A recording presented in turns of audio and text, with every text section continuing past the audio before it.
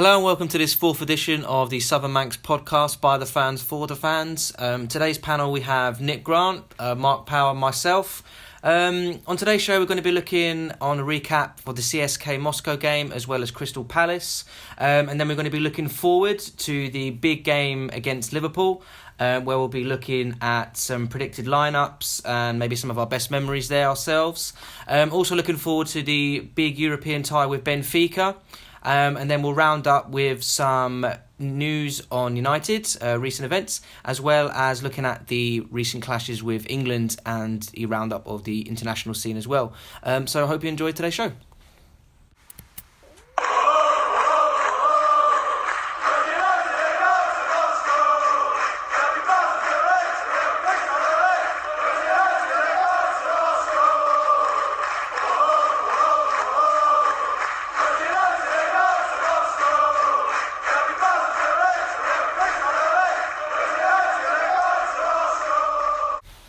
So, recapping first on the CSK Moscow game, obviously traditionally a difficult fixture to go away to Moscow, but yet again another convincing win in Europe. What did you make of the performance, Nick?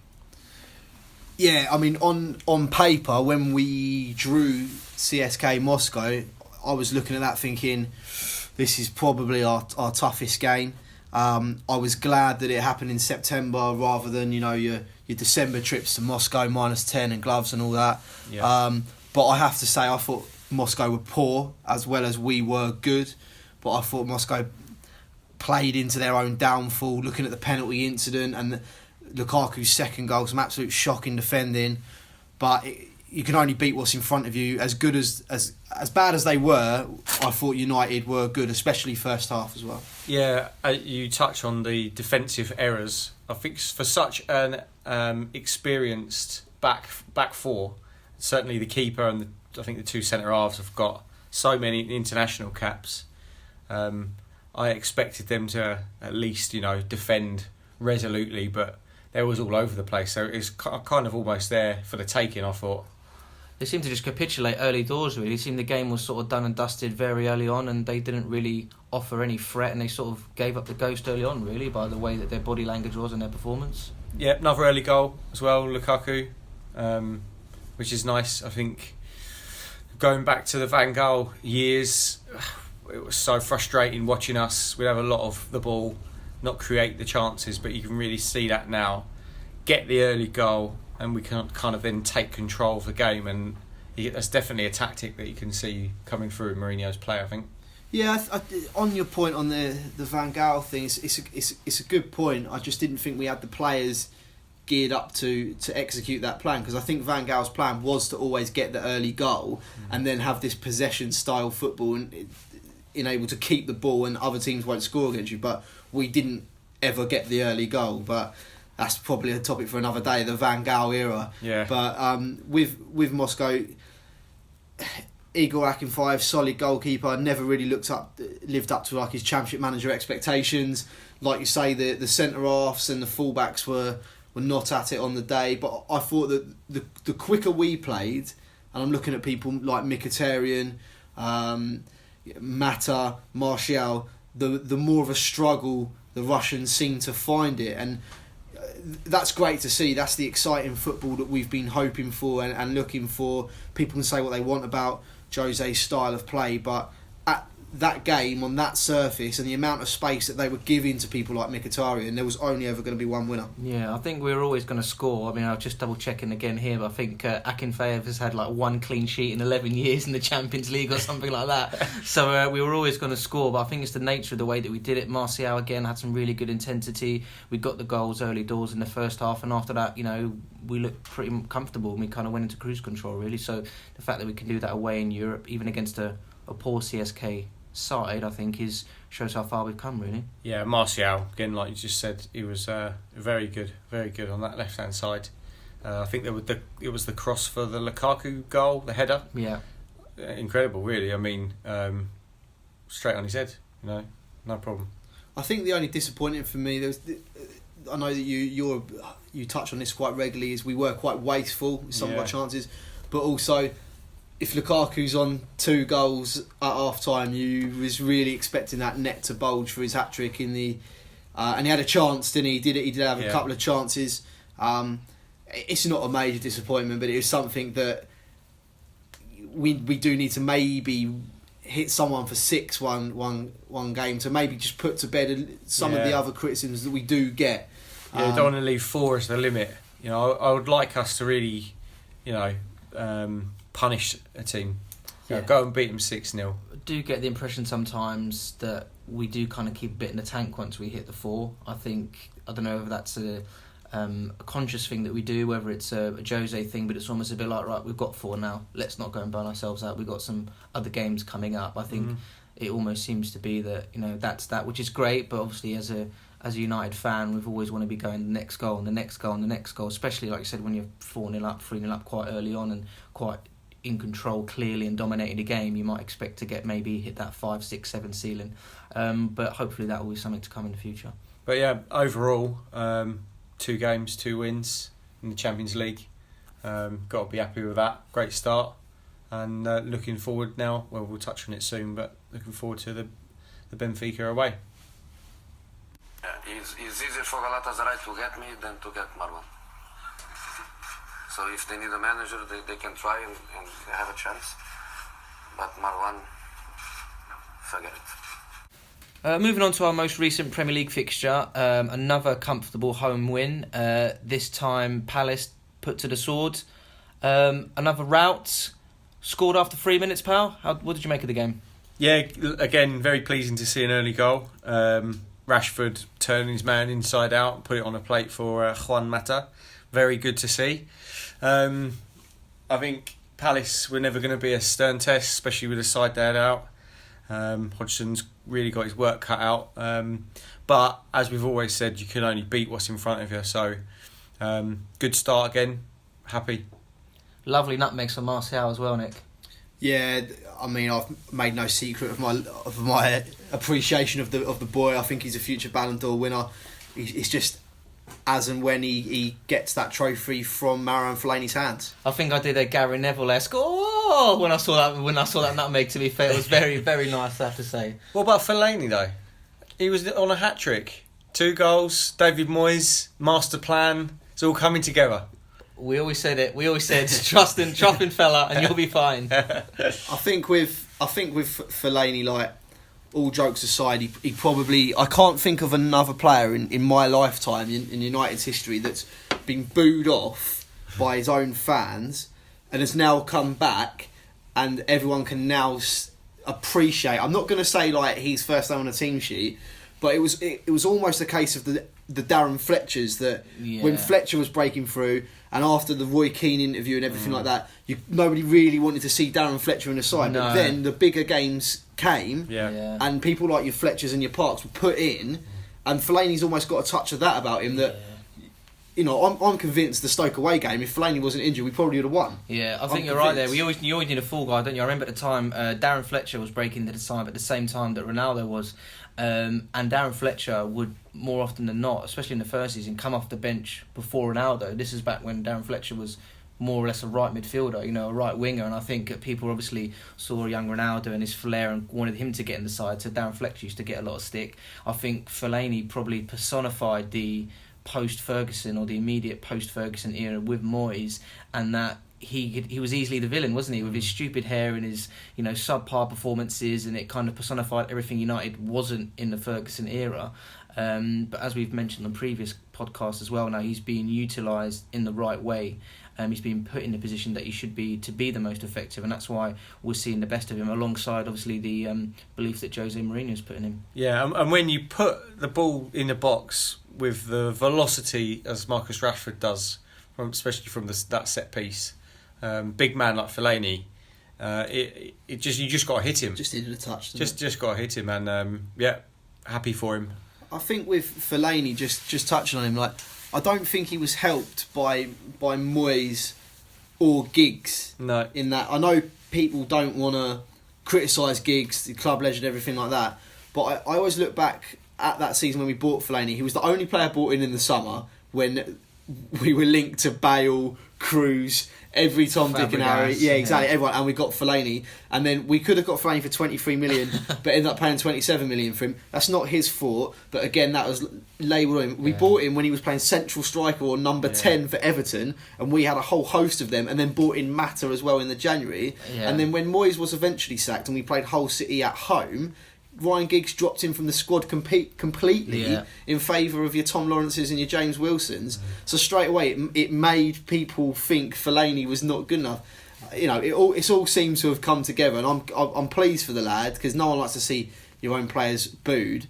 But I think he has been a class act, and I do look forward to seeing him winning the Ballon d'Or in the near future. Yeah, absolutely. Well, he was in the WhoScored.com's Team of the Month for September, finally playing alongside Lionel Messi, where he belongs. Absolutely. So overall, again, another pleasing result.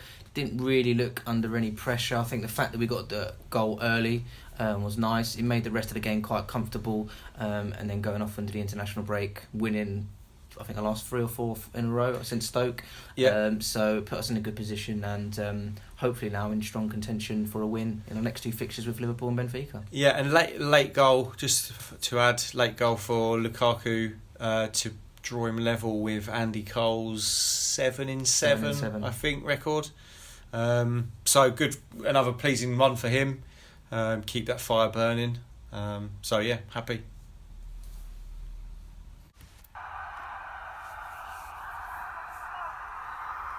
Scholes in the 6-yard area. 5 behind. James gets there just first. Cantona!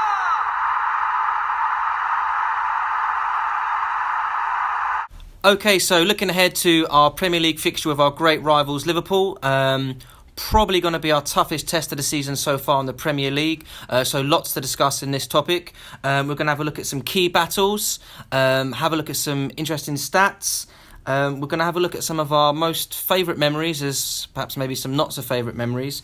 And obviously we're going to have a prediction as to what we think the final score is going to be. But we'll start off with the predicted lineups of both sides and how they're going to shape up. Always an interesting debate to have. I am going to go with a 4-2-3-1, which we've favoured quite heavily this season. Goes without saying, probably David De Gea in goal. I would expect captain Antonio Valencia to start, despite obviously the trip back home to play in the South American qualification match. Bailly and Jones at centre-back. I think Ashley Young's going to get the nod at left-back. He's played the last 3 Premier League games at left-back. Jose seems to have quite a lot of confidence in Ashley Young. I don't know whether that's due to his age and some experience. I can't really say that Ashley Young does much wrong when he plays for Jose Mourinho. Perhaps isn't always as spectacular, but I don't often remember him putting a foot wrong. Midfield, I think, is going to be obviously a key area. Matic, I think, again, it goes without saying. Herrera, I imagine, will come in. Did very well last season for us against Liverpool. And then a front 3 behind Lukaku of Mata, Mkhitaryan, and I think obviously it was always going to be between Rashford and Martial. An argument for both, but I think he will start Rashford, and then obviously the big man Lukaku up front. So that's my prediction of the lineups going for United. Agree, disagree, guys? Yeah, can't disagree with the back 5. I think that'll be almost picks itself. I think you could say Darmian or Blind at left back, but they certainly haven't been Jose's number 1 choice so far this season, so I can't see that changing for a big clash like this. I guess the argument is in probably the shape and the centre mids. So maybe with Pogba and Fellaini both going to miss out, it may bring Michael Carrick back into the fold if he's fit, and go with a bit more of a 4-3-3 potentially. And then the other question mark, I guess, is around Martial, who didn't go away in the international break. I know, Nick, you were favouring that kind of setup. Yeah, I think O makes some great points there about Ashley Young, and I do think Ashley Young will start at left back just purely because he's the quickest of all of the three options we've got there. Presuming we're not counting Luke Shaw as a player anymore. Yeah, no, he's busy. He's busy getting me kebabbing. So I think Ashley Young will probably start. When you look at Liverpool's attacking options, I do agree with that of Ashley Young. I do think Martial will start. If he's continuing the trend of 1 in, 1 out, Rashford started the Palace game, throw in the fact that Rashford's been on international duty. I don't quite know where Lithuania is, but it sounds like it's a travel. So I think Martial might start on the left.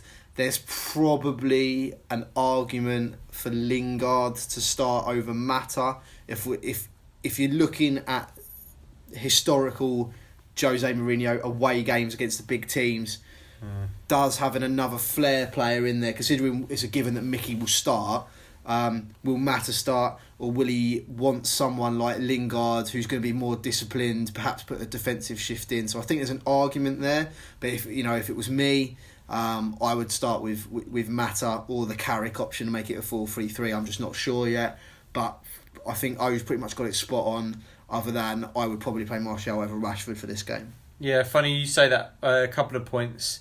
Mata, obviously we'll touch on this in a minute in the best and worst memories, but I think his game has slightly changed under, especially under Mourinho, playing from that right hand side. He will put in more of a shift, probably not, as mobile as Lingard, but certainly I wouldn't rule him out for this one. I think he gives you a bit more creativity.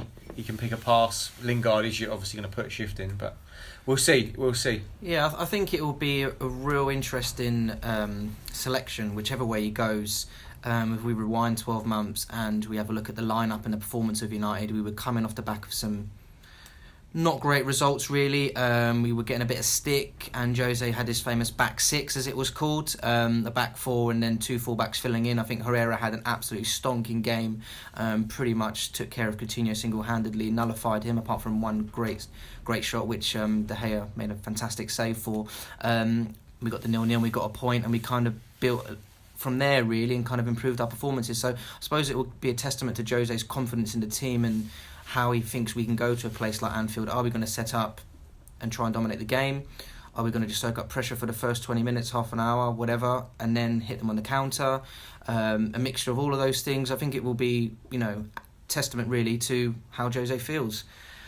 I think another option potentially could be, last season we had Zlatan, didn't we? So, focal point up front, he was never going to run in behind. But this season we got options. If you want to play on the counter, Lukaku, pace, Martial, pace, Rashford, pace, Mkhitaryan, pace, Lingard, pace. So he could really have a situation where he can be quite defensive with maybe, like you said, a Carrick, Fellaini, Herrera midfield, quite narrow, quite tight, and then look to play in the channels on the counter, wide, break, and go from there, really. That's an option which he can do, or again, he can look to maybe control the game, but I think he relies on Pogba, really, to dictate games quite a lot. He needs that control of the game, he needs that vision, he needs that technical ability in the middle of the park to be able to do that. Obviously Carrick can do that role, but I think it will be interesting, really, whether Jose is going to be more concerned about Liverpool's threats and trying to counteract Liverpool's threats, or whether he goes there and tries to basically establish United as the driving force in the game. But I suppose it really depends, doesn't it? Yeah, what do we think, how Liverpool will shape up then? So I think obviously the question mark's going to be Mane has been ruled out, hasn't he, for up to 6 weeks. Yeah. So normally you would have him in the starting lineup. So Liverpool are going to have to reshuffle. I predict that Coutinho's going to go in that front three of the left, maybe filling where Sane would be, and I think he will go with a front three of Coutinho, Firmino in the middle and Salah on the left. Obviously all these guys are kind of interchangeable, really, and I think that's another reason why you pick Ashley Young, because all of those have got pace, mobile players, and I think Young would be better equipped to deal with them than necessarily somebody like Blind. And then in behind them, I would imagine it would be Chan, Henderson and Wijnaldum. Liverpool playing at home, I think we'll go with Wijnaldum over, say, somebody like Milner, because they want to be seen as to be a bit more attacking, try and take the game. Then centre-backs, I think it would depend really on fitness. Obviously Lovren takes all sorts of concoctions of drugs to get through games these days. Yeah. So whether he would be deemed fit to play, I don't know. But I'd assume if he was, it'd be him and somebody like Matip. Right back would be Double A, Alex Arnold, possibly Gomez, but I think it would be Alex Arnold. And then left back, Moreno seems to have found a new lease of life this season and kind of got the nod. But if he wanted to be kind of safe again, he could go Milner and obviously Mignolet in goal. So I think that would be not too far off the lineup, really. Yeah, I guess a couple of points. Maybe Firmino's been a little bit out of favour the last few games. Sturridge started at Newcastle. He could get the nod. You've got someone like Oxlade-Chamberlain as well, who's been kind of bit part since he joined. Maybe this is an opportunity, you might say. He comes in somewhere, not sure where. Yeah. And then I guess there's a question mark on where Coutinho plays. Does he drop back into the midfield three, or does he start from the left-hand side? Or you put someone more sort of naturally wide man there? Not sure. I think we'll touch on key battles in a moment, but there's obviously some gaps in that defence for Liverpool. I think that's what we've got to be looking at. Through balls, set pieces, I think they can be got at. Absolutely. But yeah, be interesting to see what happens with their side. Yeah. Given the Mane's been their driving force so far. Absolutely. I mean, I think some of the key battles that we'd earmarked was obviously the midfield and Coutinho being their talisman, really. Matic is going to start the game, of course, and we'd assume that Herrera would. So it would be a case of, would Herrera be doing a man-to-man marshalling job on Coutinho if he would play in the hole as the 10, or are Liverpool going to maybe preempt that Mourinho would do something like that and maybe try and chuck him in between the channel of the right back and the centre back to try and make him more effective there. Yeah, there's a lot of ifs and buts, of course, but I think for me, Coutinho is going to go into the left-hand side and Salah's going to go into the right, so I think those are going to be the key battles. It's going to be in the wide areas. Liverpool's strength is in their pace, it's in their forward line, that's where they hurt teams, that's where they do well. They're not going to grind out a 1-0 result, they're more than likely going to concede, but they're going to, hopefully, you'll score 3, we'll score 4. So, yeah. Nick, what do you reckon? I think the Coutinho argument is interesting, and that's probably the one that Jose's racking his brains over, because you would imagine, and Jose's not the only manager that's done this, that if he went 10 for 10 and he would put Herrera on Coutinho, that could leave Matic a little bit exposed in the middle of the park. Great point, yeah. Against their free, got the legs of Wijnaldum and things like that. So does that make the argument for Carrick to start and maybe someone like Mata misses out? So I think that's what Jose's probably, that's his conundrum at the moment. Obviously, as football fans, everybody's had an opinion about Liverpool's defence, and you've only got to put it down on paper just to realise how bad it is. I think it was only last year that Gary Neville said if you start with Moreno at left back, you're starting a goal down. The keeper doesn't inspire confidence. The young right back probably have the game of his life. I believe his dad works for United in the commercial sector, part of United, so it'll be buzzing. And Coutinho again was linked with Barcelona today. Their sporting directors come out and said that we would be looking to sign Coutinho amongst other players in January window. So there's loads of little permutations, but the game should guarantee goals. I hope I haven't jinxed it, but if you look at the attacking forces of both sides, that there should be goals at least. There was one prediction I saw early in the week. So if United go there and keep a clean sheet, we win the game. And I think there's a good point in that, but can't underestimate the strengths of Liverpool going forward. I think we've never had any question marks around them scoring goals. Some of their play in the last couple of seasons has been pretty electrifying at times. So we need to be careful there. Like you said, I think that's a really good point about where Coutinho lines up. And we don't want to get overrun through the middle. I think going back to what I said earlier, I think it will be interesting to see how much we cater to Liverpool and how much we kind of try to establish our own game. We're the team in form. We're the ones who've started the season fantastically well. Liverpool are the ones that are indifferent. I think they've got 1 win in the last 7 or 8 games. So on paper, technically, we should be going there and trying to establish ourselves, as I would expect a Chelsea would do, as I would expect Man City would do. But of course, this is United Liverpool, so that adds a little bit of weight going to Anfield, or more than a little bit of weight, a lot of weight to this fixture to even it out. But I would like to think that we've come far enough now that we can weather the storm for the first 20 minutes, half an hour, and then look to establish ourselves and really be the team that looks like we're actually going to do something in the game. That's what I would like to see from United in this fixture. And so a win would take us. A win would take us to, I believe, 22 from 24 points, which would be our best ever start to a Premier League season. So a lot to play for us. Looking back at the stats, Liverpool haven't won in any of their last 6 Premier League matches against United. Drawn 2, lost 4. 1 win in 8 in all competitions. However, Jose Mourinho is a little indifferent. Jose hasn't won in his last 4 attempts against Liverpool, and he often came unstuck as well, didn't he, when Against Klopp. Yeah, Madrid played Dortmund, seemed to be one of their bogey sides quite often. So quite a lot. 10 points clear of Liverpool. 10 points clear of Liverpool as well, yeah, this early on in the season, so that would be really nice to put some distance between us two as well. And City have Stoke, so we're thinking about the other team at the top of us. City, it seems a bit like a reverse. We had an almost guaranteed win at home to Crystal Palace, while City went away to Chelsea. A tough fixture. We were hoping maybe they might drop points there. I suppose the kind of role's been reversed this week, isn't it? A game that you'd really expect City in their current form to win quite easily, and then a game where they might expect us to drop points. So hopefully we can get the win and carry on the way we've been playing. Yeah, looking forward to it. Early kick-off Saturday, so nice to enjoy that one. Yeah, absolutely. Hopefully starts the weekend off to gets off to a nice start. Absolutely, put the pressure on the other guys to get the win. We go, then we get the 3 points. We're top of the league, and then it's it's over to the rest of them. Memories, guys. We've been looking at this fixture now. Us certainly. We're not going to give away our age too much, but for quite a few years now, racking up some memories along the way. Mark, what would be your best memories, but also maybe some of your not so fond memories, do you think? So at Anfield, there's a few that stick out. The John O'Shea absolutely late winner. Yeah, it's got to stand out at the Kop end as well. Yeah, absolutely stands out. Paul Scholes got sent off, didn't he, for attempting to punch Alonso, yeah. So yeah, that one for me stands out. I think there was the Forlan when he run riot at Anfield as well. Yeah, with Dudek with his crisp packet hands, just letting the ball roll through his legs, and which is equally enjoyable. Even in recent years, Van Gaal, to his credit, had a decent record against Liverpool. I think he won every game, didn't he? So we had the Rooney late winner. We had the Juan Field when Juan Mata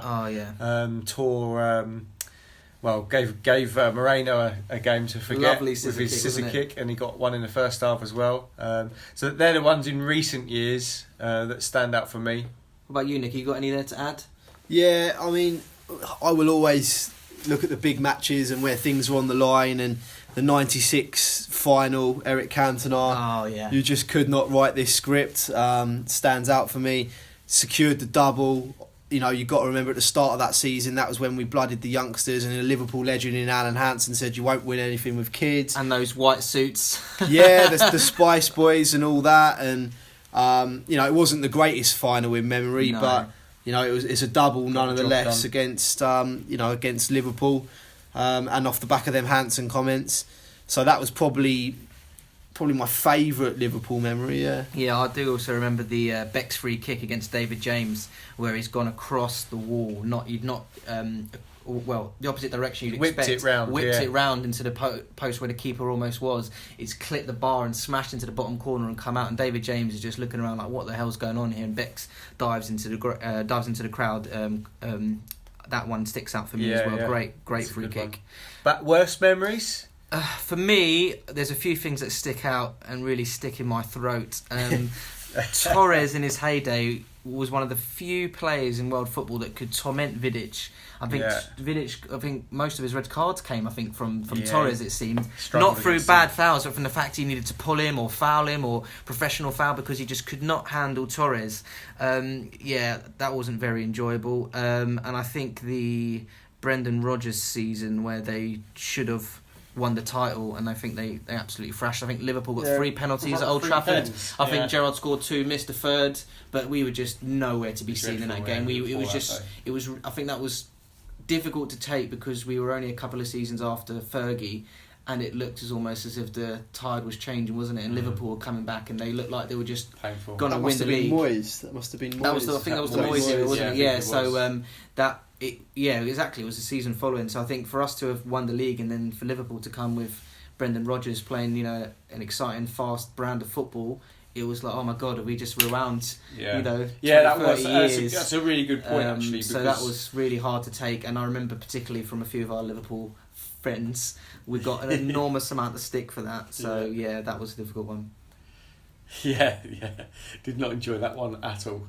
I think my worst memory of this fixture, again looking at the big games and when things were on the line, is probably the League Cup of 2003. Liverpool won 2-0. We just didn't get going. We were the best team in that season by far. That was the Van Nistelrooy season. Yeah. We won the league that year. I honestly thought we would wipe the floor with them, and I think Jurgen Dudek got man of the match. But it was a deflected Gerrard And he had that goal horrible over vest on when he took off his shirt when he scored. over Bartes, who classic Bartes wasn't on his line. Yeah, I just lobbed him. That was a real horrible day to take for me. So yeah, my best is a FA Cup final. My worst is a League Cup final. We won the league one season as well, but we lost 4-0 twice in a row, I think, didn't we? Where was it Aurelio or De Sena? Yeah, that was bad. Lobbed Van der Sar, didn't he? But I think we won the league that season, which was great. But I think The other one for me was Dirk Kuyt's hat-trick at Anfield. Considering we go there Saturday. Suarez was instrumental that game, but Dirk Kuyt popped up. And then there was a John Arne Riise strike that stands out as well, a free kick where he absolutely rattled it in the top corner where we weren't on our game, 3-1. I think Gerrard got a decent strike that game as well. Beckham scored. Ended on a positive though, because there's far too many bad memories coming in for me. I remember the Berbatov hat-trick on his first ever fixture against Liverpool. That was one which I particularly enjoyed. I think overall we've done quite well against Liverpool of recent times, as the stats show as well, and hopefully that will continue on Saturday. So I suppose that leaves us with a prediction for Saturday, guys. Mark, what's your prediction? And can I push you for goal scorers, times, the weather, the wind current? I think, I know I said it earlier, but I think if we keep a clean sheet, we'll win the game. Not saying we will, but I think if we go there with that attitude that we are good enough to score against them once, if not twice, then we'll win the game. So I can see Mourinho going a little bit, not defensive first, but not being silly. He's going to want to protect, but then hit them with our own strengths. Our pace, our power. So I reckon my gut feel feels like it might be a 1-0 or 2-1 United. Yeah. I'm going to have to ask you to go for one here, pal. You're going to have to go for one. Yeah. We'll hold you to it. I'll go 2-1 United. 2-1 United. With Lukaku scoring. Might get 2, maybe 1, I'm not sure. I think Lukaku getting the score sheet, 2-1 United I'm going for. Nick? Yeah, I was thinking all along 2-1. I just had Fellaini to score, but he won't be playing now. But I think we'll go 2-0 up. They'll get one and it'll become like a bit of a tense last sort of 10-15 minutes. I fancy Martial. I do fancy Martial. This will be his game. No, my luck now, he will be on the bench. Yeah, I think there's a good shout for that to happen. I'm gonna be brave, and I'm gonna think that it's going to be a very similar case of most of our games this season. I think it's going to finish 4-0. But I think it's going to be a Mourinho masterclass in the sense that he's going to do a job at Liverpool, but it's not going to be a job like we did last season where it was a back six and it's going to be defensive. It's going to be like a cultured European away performance whereby they're going to have some of the ball, of course they are, but we're going to not seem like we're going to get hurt very much. We're still going to be in control of the game. I think we'll go 1-0 up, and then I think we're going to get some late goals. I think Lukaku's going to get the first one, and then I think Liverpool are going to be exasperated. Their defence is going to show for what it is, which is absolute pants. And then I think the subs, Rashford or Martial, I think maybe even Lingard might get a goal. So I'm going to go brave and go 4-0. Might come back to haunt me that, but that's what I'm going to go for there. So we shall see. You heard it here first.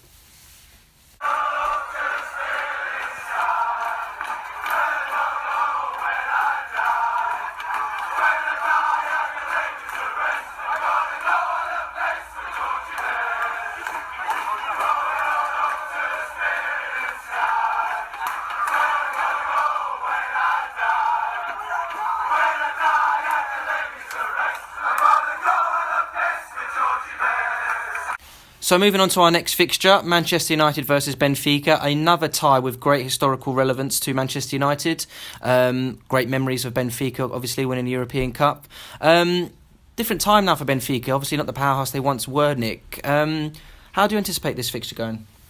Yeah, I think a lot of people, when the Champions League groups were drawn, were probably looking at Manchester United 1, Benfica 2 as the teams that would qualify from this group, and obviously hasn't panned out this way. Looking at Benfica's squad nowadays, you can probably see why. They seem to be a bit of a selling club now. But yeah, I think you're right to point out the historical relevance of this fixture. Two very, very sort of decorated clubs, very proud traditions. We've obviously done business with them in the past. We always seem to be linked with some sort of Benfica player. Throw in the 68 Cup final at Wembley. Throw in 2 years prior to that in 66 with George Best really announcing himself on the world stage.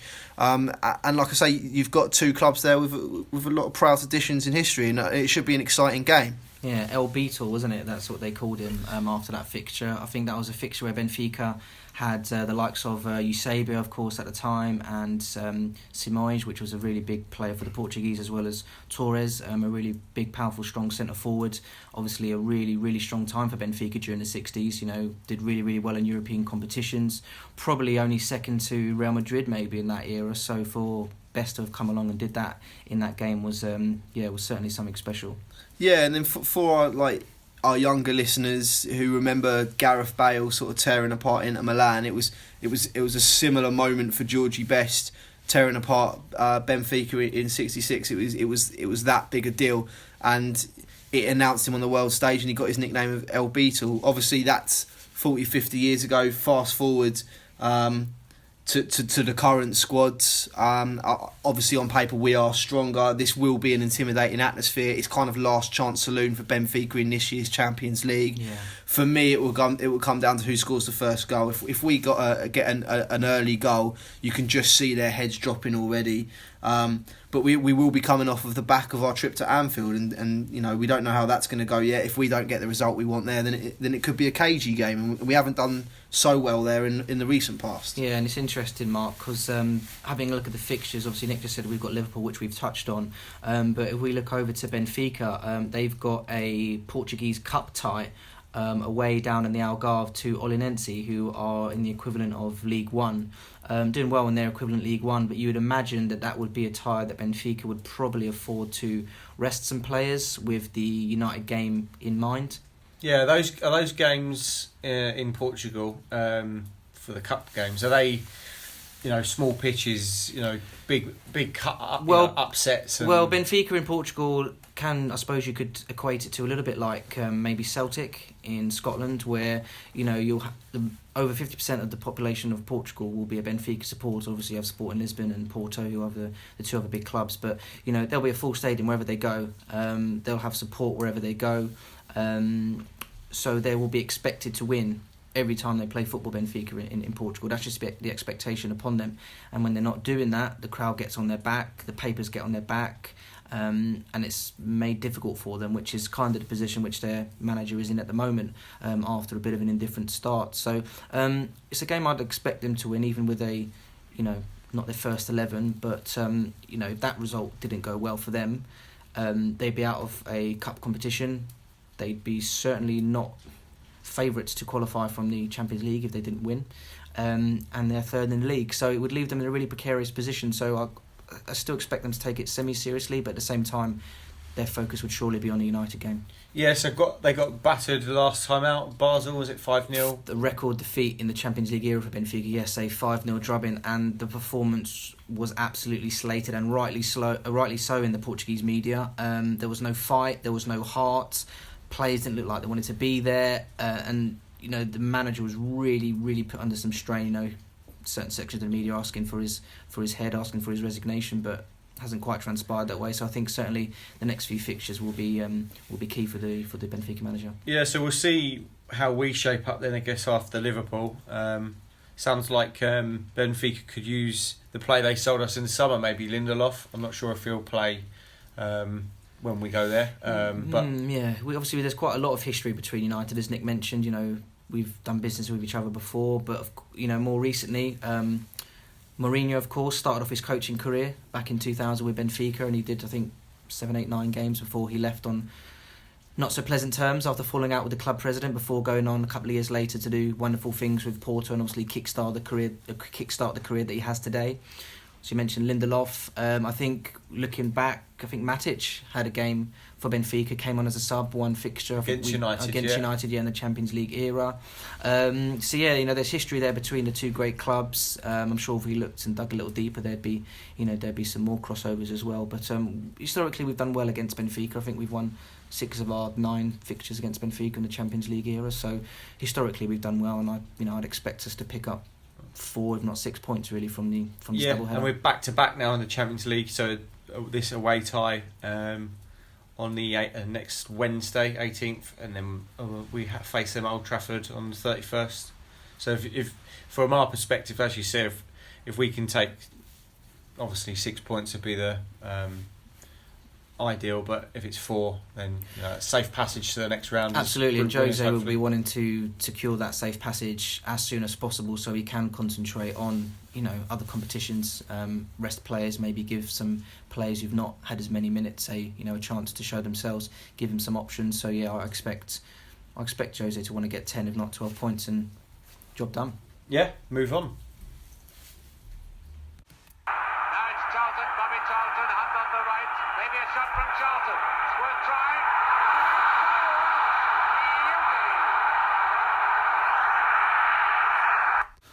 So in this next section, we're going to have a look at United probably away from the field. Been in the news recently on quite a number of different issues. Obviously with the international break, it's a couple of weeks worth of news.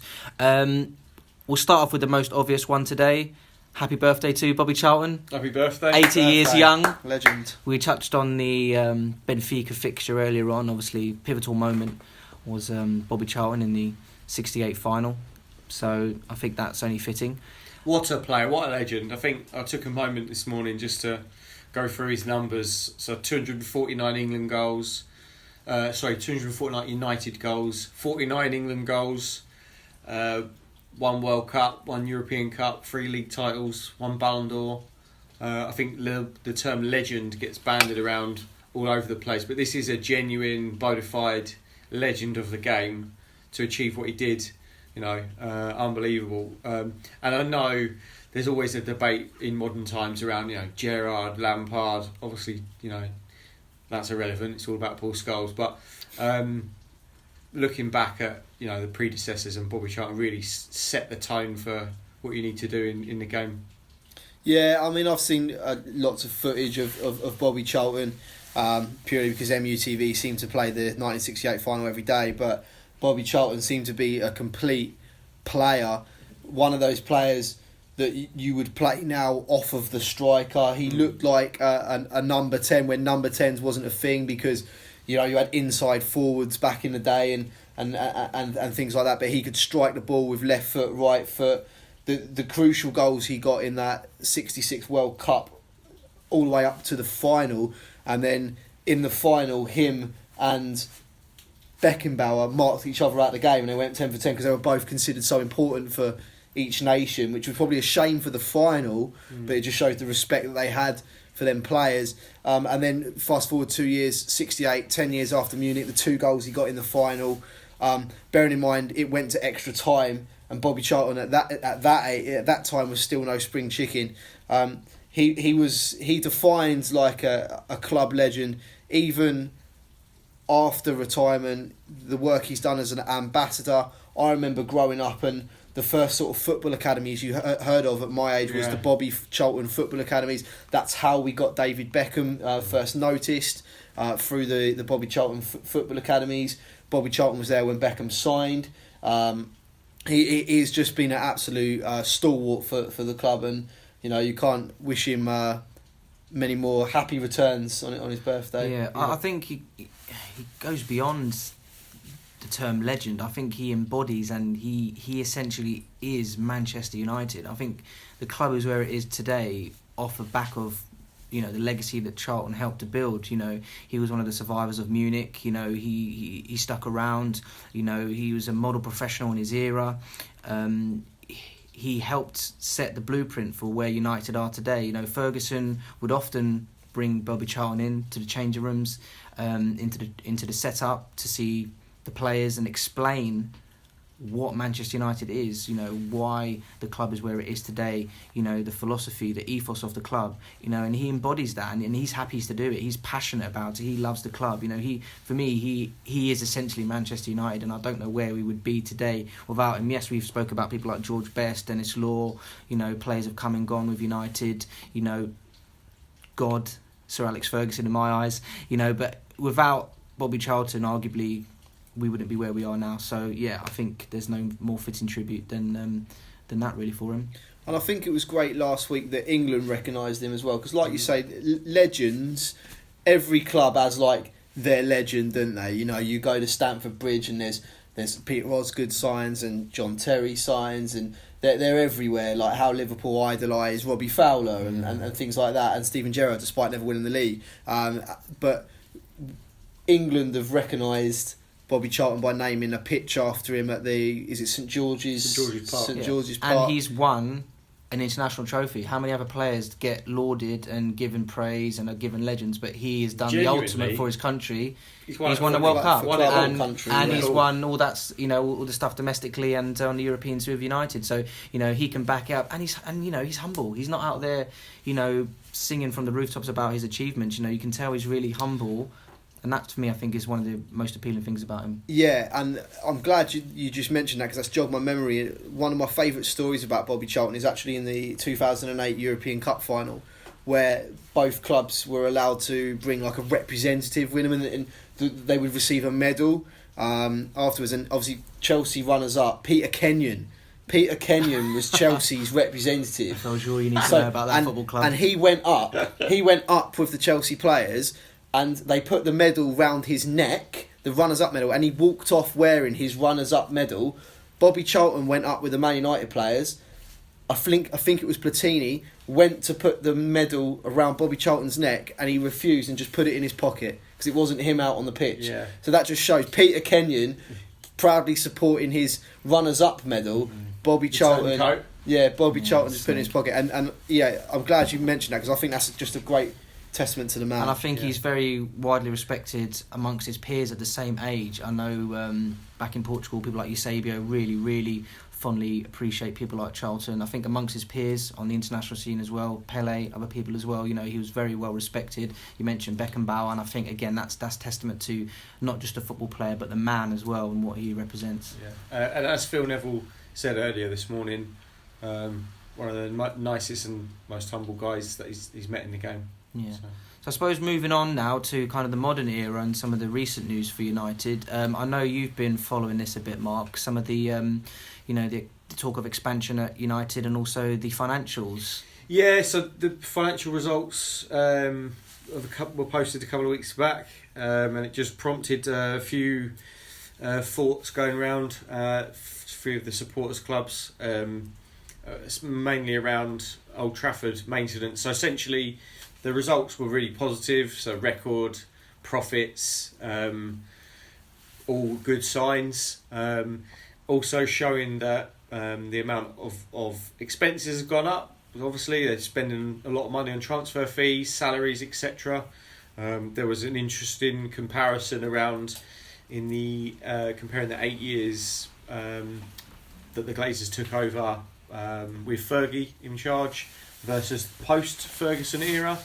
And the amount of transfer fee. Obviously, the market's changed, the managers have changed, but drastic change in our philosophy, if you like, in the transfer market, which the Glazers have backed up. They've had to keep us competitive, and I think now the kind of the attention is turning more towards Old Trafford. So they're looking at upgrading the capacity. So 88,000 has been mentioned a few times in the press. Which, if you compare to the capacity of places like Wembley, and that doesn't even always sell out for international games, and United have never struggled to sell out games or thereabouts for just what you might call a regular home league fixture, let alone the big fixtures. I don't see why we shouldn't do it really. Well, I think we average around about 75,000 a game off of a 78,000 capacity. But you don't know of them missing ones how many of them are season tickets that just haven't been able to make that particular game or shift the tickets on them them other sites. Yeah. So I personally, I'm in two minds about the ground expansion, because I think we'll need a title win or a Champions League win to make it happen, to make people want to renew their season, or new people, new fans, new blood into those. But I am positive about it as well, because I know that Martin Edwards and David Gill have both expressed desires in the past to make Old Trafford a bowl all the way round, because if you look at Old Trafford, it is quite sort of blocky. Disjointed, blocky. It is, and David Gill did think that he could do it, and there was a blueprint before he stepped down for making Old Trafford into the bowl. But I just think we probably need to get a big win behind us to get that going. Yeah. We can see that obviously building something on the pitch, obviously success, like you say, should fuel some of this moving forward. So it'd be interesting to see what happens there. Yeah, and speaking about success on the pitch, obviously the Ballon d'Or nominees have come out, and we've had not only English players, but we've had a nominee in David De Gea. I think testament to his performance in the last few seasons. Really, he's just gone from strength to strength, and you might say a bit biased, but I can't think of many other goalkeepers in the world that I'd want to have in between the sticks. Maybe Manuel Neuer, but does he get tested as much as De Gea does? I would probably argue not. So Best I think goalkeeper in the world. I would say, and especially where he came from. I mean, at one stage he looked like he doesn't even fit his goalkeeper's shirt. You know, he was wearing an extra large and in a small body. But now he looks commanding. He looks everything that you'd want from a goalkeeper. Right, so that's good news. It'd be nice, hopefully this time next year, that we'll be talking about maybe some more nominees, and maybe even a potential winner. That might be still a few years in the future. But that's good to see as well, that we're being recognised. As well for our players as well as our financials. Yep, definitely. And then we were talking about financials in current stewardship with the Glazers, obviously, and Ed Woodward with all his off-field duties. You pulled off some interesting stat, didn't you, about investment in United before, since. Yes, yeah, we were talking about it's almost that doubled, earlier. isn't it? Something like that. I said. A lot of the income that he's generated through all these sponsorship deals, official noodle supplier, official. There's another one the other day. Tractor supplier, printer, pens, official provider of jelly in your dog food. But I mean, we laugh. We laugh. But if that's been, if someone was to pay money for that, then why not? And it gets invested back into the club. Hopefully they give the roof a paint. This touch season. of Dulux. But it's interesting to compare, how things are now versus Martin Edwards' time. And Nick, I know you had been reading his book recently. Yeah, I think Martin Edwards' recent interviews and extracts have been really, really interesting, because he always had a bit of a love-hate relationship with the fans, because I think the fans always thought that he was looking to sell the club. And he had all the Sky interest. Yeah, the B Sky B, and there was a couple of instances before that. But there were some key things that really stuck out for me in the Martin Edwards interviews was the fact, first of all, when Sir Alex Ferguson announced his retirement in 2002, with the one he did a U-turn on, Martin Edwards' first choice was Arsene Wenger, and they held initial discussions. Wenger was interested, but then changed his mind because he felt loyal to David Dein. So I thought that was interesting, which made him then go for Sven-Göran Eriksson with the whole fake shake on a boat story. So I thought that was a really honest and interesting extract.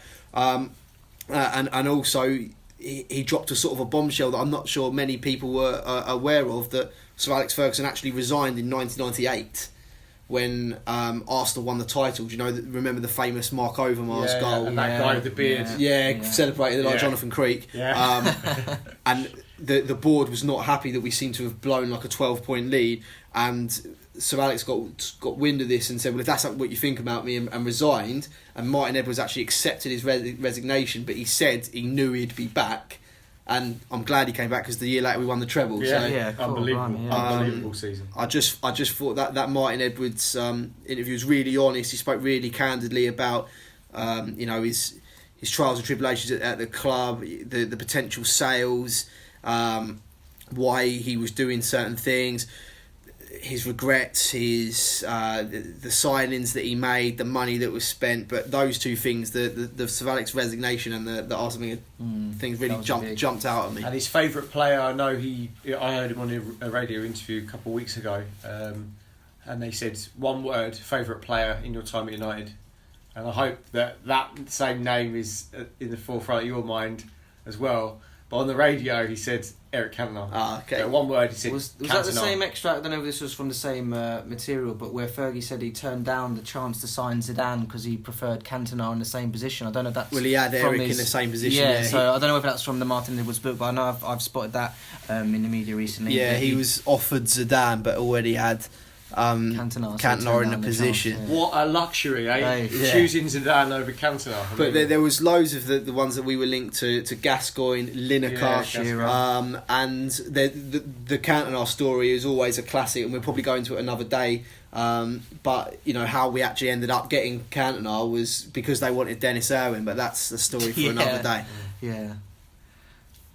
Excellent. So that's just a little bit of news there on United. We're going to move on now and talk about England, and we're a bit of a chat about the international roundup. So join us for that.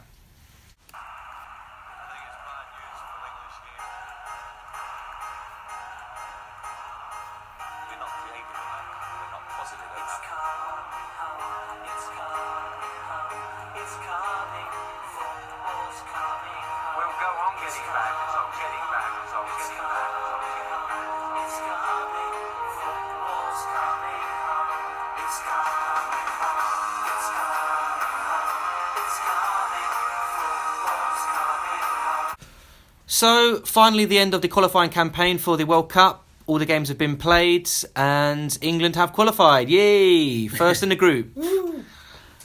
However, it hasn't exactly been welcomed with open arms.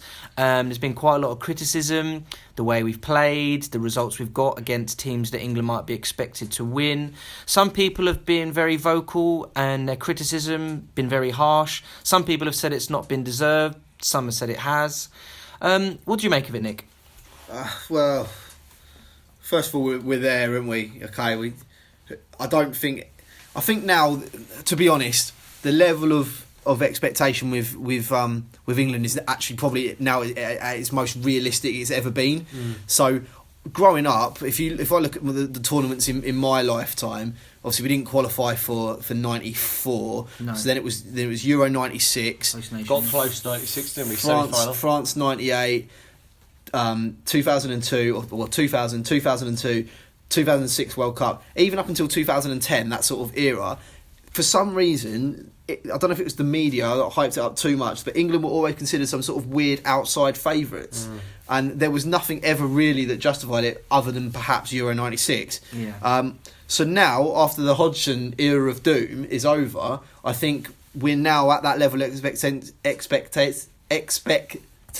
Yeah, that we're actually not very good. We're okay with that. We're at Russia. The fans will have a great time getting beaten up and getting drunk and everything like that, and that will be their World Cup experience. It will be over before it's even started. Yeah, before it's even started. And I just think that's where England are at. That's not me being negative. If you put down your Euro 96 team, your France 98 team, and compare it to the team you're going to put down for this tournament, it's night and day. Absolute night and day. So, for me, okay, we qualified. We're there. We'll be home, before I've booked time off work to actually watch these games.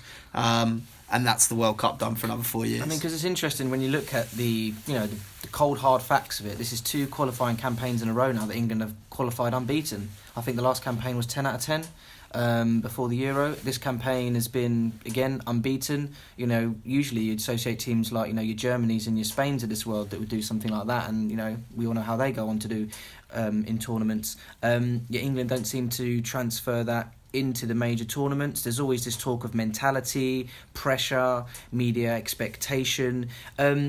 Is there a greater problem here? Is there something bigger that we need to address as a country, as a culture? What do you make of it, Mark? I think 2 key things. Players, they're not good enough. however way you cut it. The players at the disposal of the manager are not at the same level as the other, the better teams out there. I also don't think we quite got the right manager either. But I don't know who else would do a better job. Sam Allardyce. But yeah, but if you're looking for someone to go and do something with not much at their disposal, putting Southgate in as his first big job, aside from Middlesbrough a few years ago. I mean, what are you expecting? That's my challenge, because you can't. It's like trying to win the Grand Prix with a Nissan Sunny. You know, Yeah. you only can do what you can do with what's in front of you. I think the biggest problem with England is we're always trying to shoehorn players into a formation or into a system that we've copied from somebody else that might not be their best positions. They don't play it week in, week out. If you look now, most of them players play in 3-5-2 formation. So we should do that. Why not? They're all used to it. I think, to picking up your point about Gareth Southgate, Alex Ferguson always used to say, you shouldn't really do international management when you're a young man, when you're a young manager. It was for the more experienced people, and he called that out when Steve McLaren went into the role. He thought it was too early, because you haven't. People will make the quick judgment of, what's he won? It's more than that. It's building up experience. It's going through the highs and the lows and everything like that. The only plus side I can see from the Gareth Southgate thing is he has worked with the under-21, so perhaps he knows something that we don't, that there is a little undercurrent of players that are maybe not getting utilised well by their club. So you're thinking of your Chelsea boys and things like that he might be able to blood into a team. For me, international management, I would have to agree with you there, Nick. You do not get enough time to be able to impose yourself. You wouldn't hire a Pochettino for England manager and expect to turn him into the mould that Tottenham have at the moment. Or when Eddie Howe, when he had his breakthrough season with Bournemouth, touted for a big job because of the high pressing game he employed. I don't think necessarily there's enough time to embed that culture into a group of players that all play at different clubs, only spend a couple of training sessions a week with you before they go into an international game. I think it is more about man management, it is more about tactical knowledge, it's more about motivating players, it's more about being able to say when to put an arm around a player, when to give him a kick up the arse, who to pick for where, when and what. I think it is more about managing the players that you've got rather than necessarily trying to impose a footballing culture. I think that needs to be done at grassroots. I was watching the under-17 World Cup yesterday. Iran put 4 past Germany, but watching Germany, even though it was a poor performance, it's like watching their senior side as well. The way that they come out from the back, the way that they play, it was a very German performance. The same would be said if you looked at the Spanish. They have a certain culture and a way of doing things. And they believe in that ethos. I'm sure if you look at the Scandinavian side as well, at a youth level and the senior levels now, they'd be what you might play an English style of football. Quite direct. Old school 4-4-2, those kind of things. For me, when England employed Sven-Göran Eriksson, there was a massive improvement, and England got far better on the ball and played far better football. But then I think post Eriksson, they've kind of got stuck in a lull between the two, between playing well and playing some good football, but not really knowing what their culture or their identity is, how it is that they want to play. Do they want to be something they're not? Do they want to try and get to be a Spain? Do they want to be a Germany? Shall we play the English way? Almost is it an embarrassment that, like Leicester, they won the league with 40%, 30% possession, but they weren't embarrassed to play the way they play. They play to their strengths, and I think England sometimes maybe need to be a bit more humble and perhaps maybe focus on their strengths and take it from there, really. But yeah, funny you said that. So Scotland crashed out, obviously out of qualification again, and Gordon Strachan said genetically they're behind. Yeah. And they said they were the second smallest in terms of height after Spain. Spain. You think, well, hold on a minute. Spain aren't genetically behind. They're the best, probably one of the best sides of modern game. And you think, well, hold on, there must be something else running through that Scottish side rather than just. To be fair, and they went out on goal difference, really. So a couple of goals here or there, and they'd arguably be in the playoffs. Or if it weren't for a last-minute Harry Kane goal, they'd be in the playoffs. So I don't know if genetics had to play 30 seconds of football. I think he's clutching at straws a little bit there. bemoaning the fact that his side couldn't defend, set pieces, play, won it in the last set game. plays. I think one of the things that we take for granted is that like sort of winning mentality and that winning experience, even at club level, because you look at the Eriksen era. And all right, he did have the best generation of players you could ask for, and he did get the 3 quarterfinals. But you could argue he done more. But he tended to take players to tournaments from the big clubs. There was all that uproar about taking Walcott, but he was at Arsenal. Yeah. He gave Andy Cole the most caps Andy Cole had ever got because he was at Man United. Sheringham was taken when he wasn't really getting in the United side, but he was at Man United. Beckham, Scholes, Lampard, Gerrard, Ashley Cole, Rio Ferdinand, John Terry, Sol Campbell, Gary Neville. Ricky Butt. It was winning. It Hargreaves. was players that were used to the big clubs. I mean, Ricky Lambert, don't take this personally, but I don't see the point of taking a Ricky Lambert off the back of a good season with Southampton, because their season will end when they're safe. Yeah. And I think that's a big problem. But in terms of getting back to United, who do we think will make the plane? So 2 obvious choices, I think. So Rashford, the boy wonder, he needs to be in there, either from the left or up front. I would always love to see him and Harry Kane. I think that would be what a wonderful partnership that could be for the national side. So I think Rashford definitely, and then fitness permitting, Phil Jones. And if Phil Jones is injured, Smalling comes in probably to replace him for United and probably goes to the World Cup as well. Yeah, I think obviously Luke Shaw would be quite far way back down the pecking order. 1 for United and 2 for England. You look at busy. You look at Rose. You look at Bertrand. Cresswell. Cresswell. I mean, Ashley Young. I know you're a big fan of Ashley Young, but yeah, I mean that shows you where he is just for England, let alone United. Chris Smalling, Mike Smalling, should I say? Smaldini. Yeah, I don't know whether he fits into any kind of plans any time soon. And then Lingard. He might get on the plane if there's a few injuries. There's an alternative option. But then, as you say, going back to yesteryear and picking players who are at the top clubs, you don't have to say you probably choose Lingard over somebody else at one of the other clubs. The other guy might have played, 30 games. But Lingard's got FA Cup final winning goal. Yeah, Lingard's playing for United, in the Champions League at the highest level. Who'd you pick? Yeah. Yeah, but yeah, I think you have to be looking for England. If we want to go somewhere, we need to get that sort of that winning habit in. You need to back people like Harry Kane, who will probably be one of the top goal scorers again this season in the Premier League. Yeah. They're talking about him as a captain. I'm not sure if he's that player, but if he has another 25 plus season, he's the one with all the form.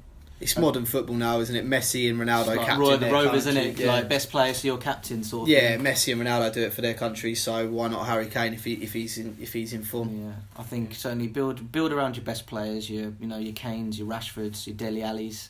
You've got to find a system to do that. I think there's been some games where we've played 3, some games where you played 4. I think the players need to know, if you've got your strongest 11, we're going 3-4-3. That's how we're going to play, and then you set up from there. Or we're going to go. I don't think you can chop and change too much. I mean, maybe for big away games, you might argue like you would do in the league, you change your formation. But I think England need to kind of try and settle on a formation or a system, and then players to suit the system, so that you come in, you do a job. That's one of the reasons why Barcelona did very well, because obviously through their academy, this is how we set up.